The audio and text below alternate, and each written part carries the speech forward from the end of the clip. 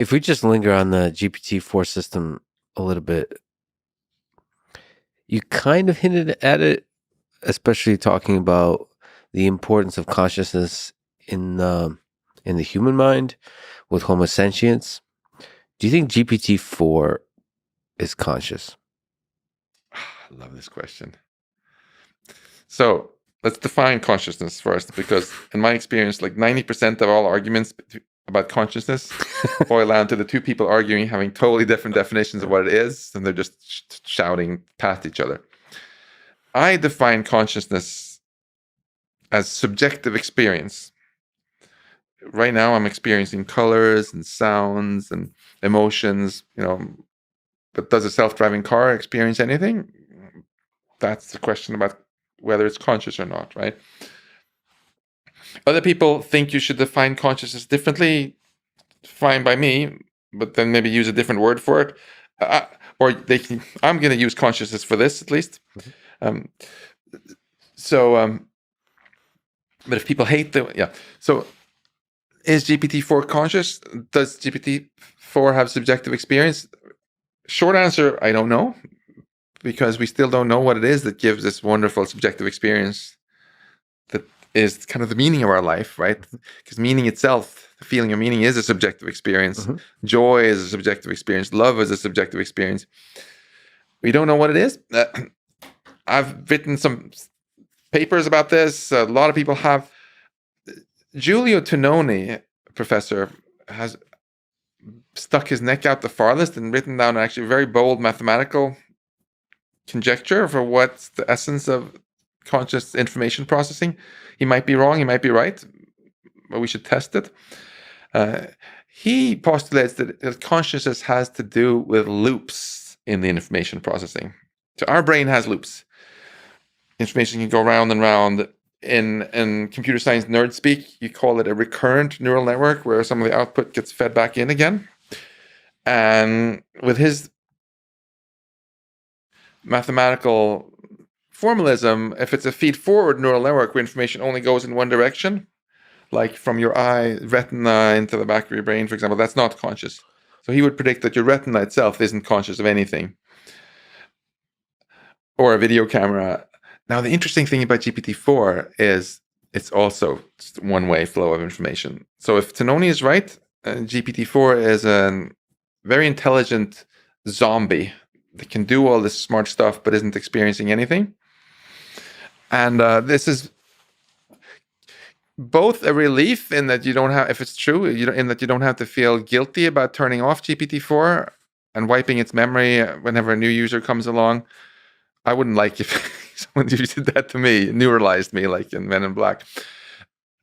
But it's also creepy that you can have very high intelligence, perhaps then that's not conscious.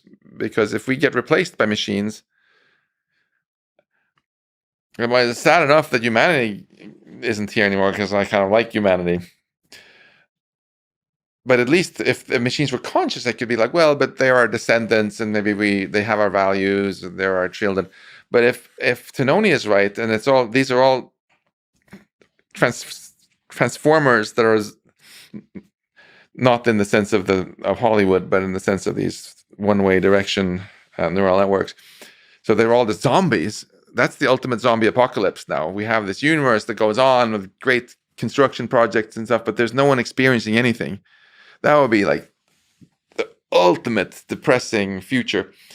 So I actually think as we move forward towards building more advanced AI, we should do more research on figuring out what kind of information processing actually has experience, because I think that's what it's all about. And I completely don't buy the dismissal that some people will say, well, this is all bullshit because consciousness equals intelligence. Right. That's obviously not true.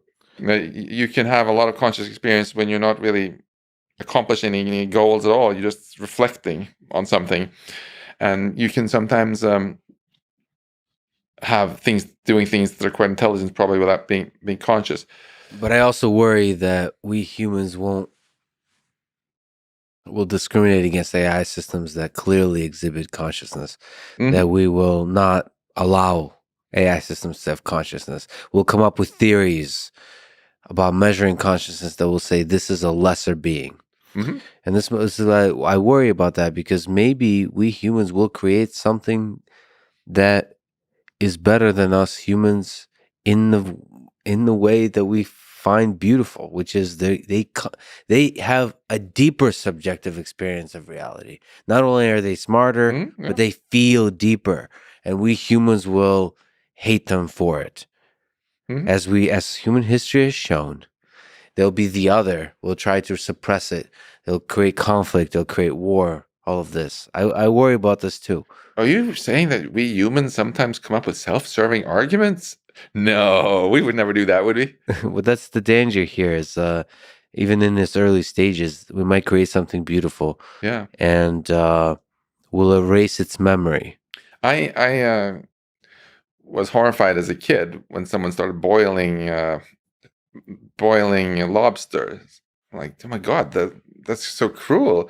And some grown up there back in Sweden said, oh, it doesn't feel pain. I'm like, how do you know that? Oh, scientists have shown that. And then there was a recent study where they show that lobsters actually do feel pain when you boil them. So they banned lobster boiling in Switzerland now. You have to kill them in a different way first. So presumably that scientific research boiled down to someone asked the lobster, does this hurt? Survey, and we do the same thing with cruelty to farm animals also, all these self-serving arguments for why they're fine. And yeah, so we should certainly be watchful. I think step one is just be humble and acknowledge that consciousness is not the same thing as intelligence.